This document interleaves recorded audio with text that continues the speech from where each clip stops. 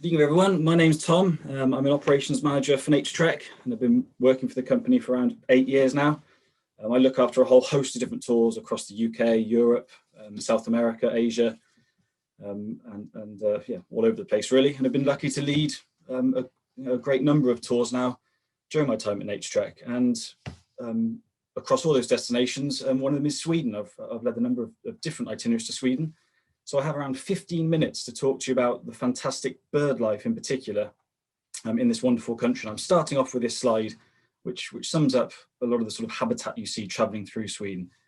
Endless forests, lots and lots of lakes and rivers and wetlands, and just a fabulous country full of super habitats and some wonderful birds. So I'm going to crack straight on with the I'll do some geography first before the bird life. So just to give you some context of where we visit for our Sweden tours, the southernmost circle you see here is where we base ourselves for our short 4-night Sweden in spring tour, covering sort of lowland areas around the Black River Valley area.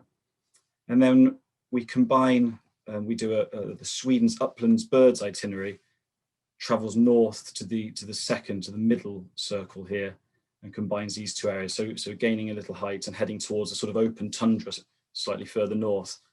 I'm not going to talk about it in this talk, but this is a location of one of our newer itineraries, the Swedish Lapland itinerary as well. And we also do a mammals tour and a butterfly tour. So all sorts really. I'm going to focus on the bird life. So a trip to Sweden in the spring, so really focuses on woodpeckers and owls, are two families of birds that are key on a visit. This is of course the black woodpecker, Europe's largest woodpecker species, one of my absolute favourites. A really noisy species, makes a heck of a racket with lots of different calls and noises, with a big long bill, piercing white eye, and an incredibly loud drum. So we'll search for the very impressive black woodpecker. And from large to little, this is the smallest of Europe's woodpeckers, the lesser spotted woodpecker. This bird was seen just around the accommodation that we stay at in the near the Black River Valley. Lovely male here, and such a striking little species. Always amazes me whenever I've been lucky enough to see lesser spotted woodpeckers, just how small they are. Fabulous species, barely larger than a sparrow. Another species we hope to see is three-toed woodpecker, a real spruce specialist, this species. So we'll have to find stands of dead or dying spruce trees, and they rely almost entirely on spruce for feeding and for nesting. And find the spruce in this area, and we've got a very, very good chance of finding this difficult species. So we can see up to 7 species in total. So as well as the 3 I've just mentioned, we'll hope to see grey-headed, great spot, of course, green woodpecker. And we're likely to see wryneck as well. So from woodpeckers to owls, and we'll head straight. And one of the main reasons, one of the top of the pile really for visiting Sweden is the fantastic great grey owl. We often will visit a glade, often on our first evening, and the first tour I led there, someone said to me after we'd had amazing views of a great grey owl, they said, well, even if we drove back to the airport now and left, it would be worth the journey for seeing this species. So it really is a wow moment when you see this wonderful bird. Some super photographic opportunities. So great grey owls will tend to wait on a post or on a small tree and just wait. And when they hear prey in the long grass, will then fly and stoop down and land on their prey in the grass. So you can often sort of predict sometimes when they're moving around the glade where they're going to be sort of flying to next, the next sort of vantage point, and they can really set you up with some super opportunities to take photos such as this one. And just one more photo of a great grey owl. The view of that facial disc and those piercing yellow eyes filling the scope. I've been lucky enough to do a lot of birding worldwide, but that moment really, really sticks with me. So if you haven't ventured north to see a great grey owl yet, I highly recommend it. A very, very special bird. Just a bit of a habitat shot here, a bit of a scene watching for great grey owls. So it's a magical experience just being at a glade like this at dusk and just watching and waiting and hoping to see an owl appear, and this bird actually just landed on this platform here. You can just about see it. Just shows how they're rather oblivious to their onlookers, and you can get some very, very close views. Yeah, it's a fabulous start to the tour. That's often on the first evening, so you sort of head out and get stuck in straight into the action. From one of the largest owls in the world to one of the smallest. This is the pygmy owl, the smallest owl in Europe, and there's usually a couple of territories nearby to our base. We'll head out and first of all listen for them, and then hopefully see the pygmy owl. And another species here, eagle owl, again one of the largest species in the world. We'll visit a quarry where they breed in the early evening. You can sometimes hear their sort of deep hooting calls as the evening approaches, and then we'll scan across and often can see them like this with you can just about see the female with the 3 youngsters in front of her with these really long ear tufts. We can get involved with some ringing as well, so it's a rather privileged opportunity to get involved with some owl ringing. So here we're joining ringers monitoring the Ural owl population in the area. So you can see the nest box here, and it's very difficult to see, but in this silver birch here, the female is actually looking down on us here, keeping an eye on the goings on. And the Ural owl are doing very well in the area with the boxes that are put up by them and by the monitoring scheme. They take very well to the boxes, and their population is thriving in the area. So you might wonder why this chap's wearing a crash helmet. It's the Ural owl is actually very, very territorial. Really doesn't take kindly to people handling her chicks. So this the chap here is wearing a helmet just to protect himself. In that previous slide, you might have seen someone holding a big foam sort of paddle. That's just to try and deter the female from stooping down and giving us any problems. But it's all scientifically done, very, very professionally done. And this young's just been weighed and measured, and it's a very good scheme. And as we're ringing the chicks, the parents are often looking down on us from close by and posing for yet more very good photographic opportunities. And a close-up of a Ural owlet. I think a face only a mother could love here. I think but a very, very privileged position to be able to join the ringing of these lovely birds. We'll also try and monitor some Tengmalm's owl nests as well, some boxes. Even more so than the Ural owl, their population will fluctuate very sort of distinctly with the vole population. So they're very cyclical. There's sort of boom and bust years. About every 3 years, you'll get a real bumper crop of voles, and the Tengmalm's owls will really make the most of that, having really good brood sizes. And in other years, not so many. But yes, a special moment to get involved with this ringing.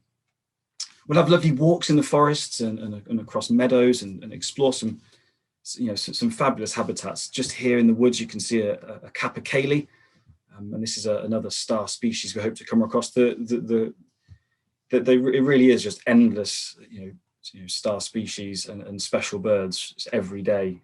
You hear it's one after the other. It's a close up of a male capercaillie. Often these birds, the males will come together at leks and make some amazing sort of guttural, popping, grunting sounds, throwing their head back and sort of prancing around. And often you'll have sort of a fleeting view in the woods or crossing the track.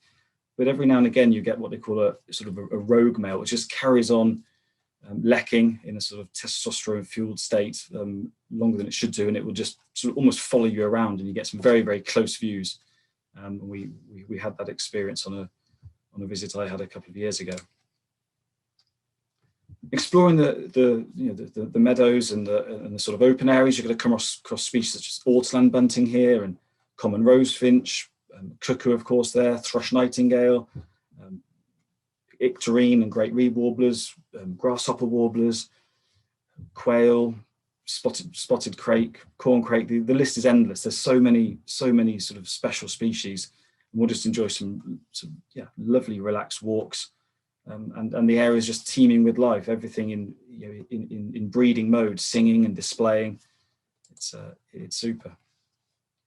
Raptors, osprey are fairly frequently seen here, along with white-tailed eagle, breed in the area. Honey buzzard, hen harrier are often encountered, and a few pairs even of Montague's harrier in the area now as well. So lots of birds of prey to keep us entertained as well. and common crane breed in the area. So we're likely to see them as we're touring around, visiting the different sites, and just seeing as much as we possibly can. I like this photo, a wryneck and a redback shrike on the same branch. You can't beat that. That's a special one, one you dream of here in the UK. So that's a whistle stop through the sort of lowland area, around the sort of the Black River Valley area. And on our Upland Birds tour, we'll then head north, stopping on the way. This is the Green Hotel in Talberg, a really lovely hotel. And the hotels and guest houses we're using are very, very, very comfortable, and all ensuite rooms, lovely food, good beer, and it's a very nice accommodation on both of the tours. So we'll stop here for a night, and then we'll carry on heading northward to get to sort of the more open tundra and get through the sort of forest area and get to the more open uplands of Sweden. We'll see species such as this brambling here, and that's one of the special features of birding in Sweden in spring. You'll see lots of birds that we may see here only in winter or on passage, whereas when we're in Sweden, we'll be seeing them displaying and in their absolute breeding finery with a jet black head here on this brambling, and you'll see them often singing and displaying. It's really super. Lots of redwing and fieldfare. They'll be breeding here in large numbers, and just more birds that we'll see. And as we travel further north, we'll have a chance of seeing hawk owl as well. It's a bit hit or miss. Some years more will come into this area from the east than others. Depends on the food supply further north and east. But most years you'll have hawk owl coming into this area, and we'll certainly know about it if they are. The local guides are very well connected and know where the sightings are and where the owls can be found. We'll stop off at this site. This is Fuglafjället National Park. I may not pronounce that correctly, but we'll visit here and we'll go for a lovely walk, climbing a little higher to this wonderful waterfall at the top of the gorge.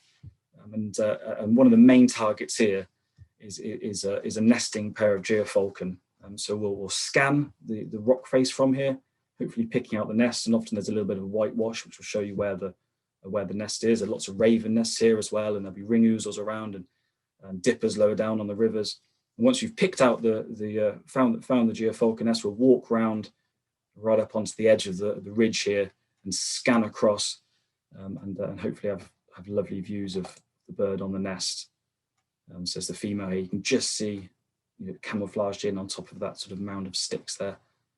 So very, very special. Again, just seeing so many birds on their breeding grounds, nesting is what makes it so special, I think, visiting this area.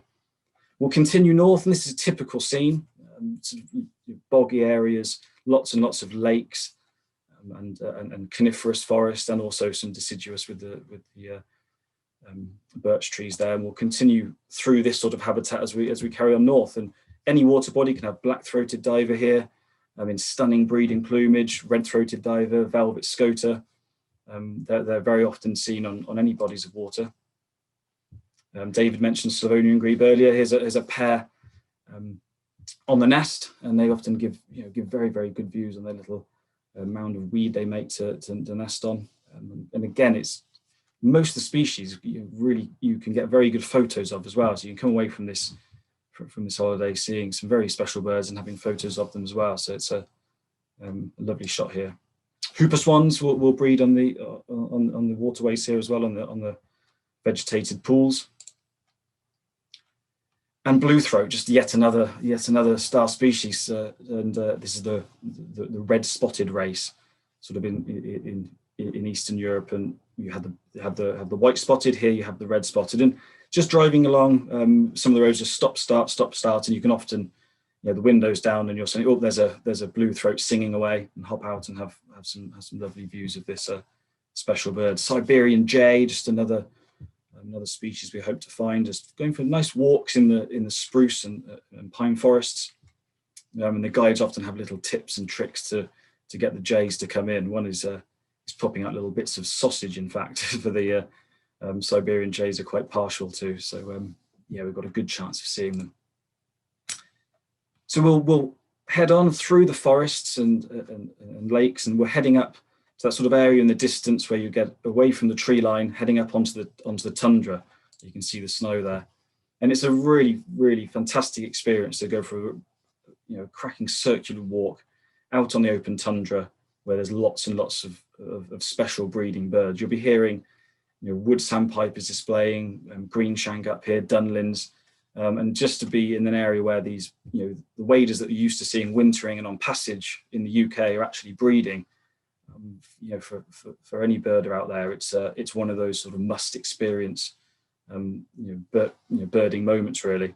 So we'll walk around these pools and scan the open tundra, and any of these water bodies will be likely to find red-necked phalarope here, and long-tailed ducks. Sarah mentioned the long-tailed ducks in their winter plumage. I agree. I think they are a little bit more striking in the winter plumage, but this is the breeding plumage, which is also rather special, very a lot of black along the neck and around the face. And so we're very likely to come across them breeding on these pools. And long-tailed skua, these amazing long tail streamers.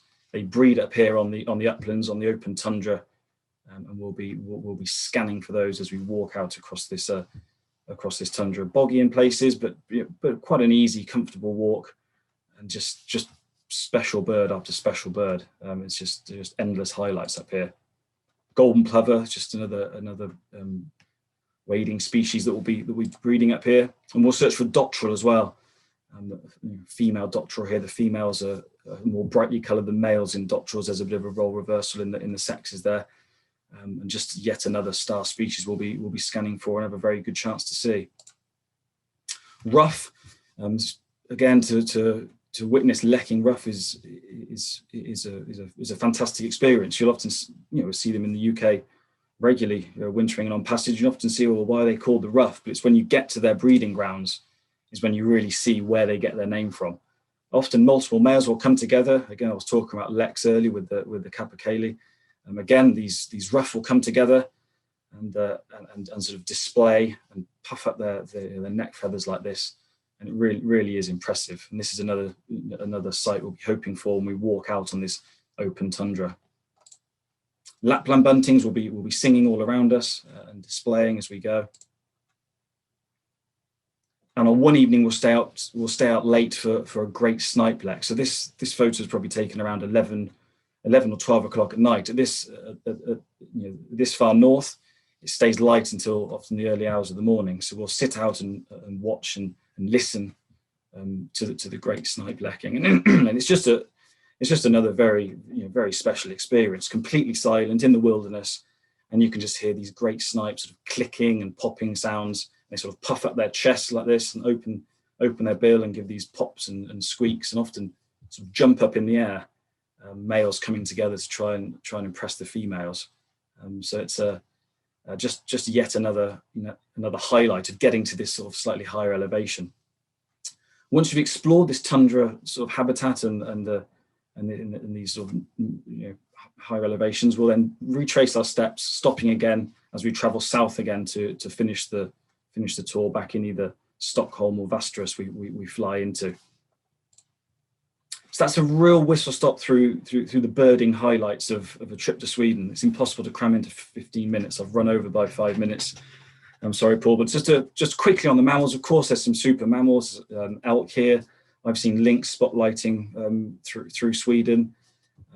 Beavers. So we do tours for the mammals as well, and some special butterflies which we cover. Yeah, that's it from me. I'm going to have to go. I do highly recommend a trip to Sweden to see some of the wonderful bird life there. I'm happy to help with any questions afterwards.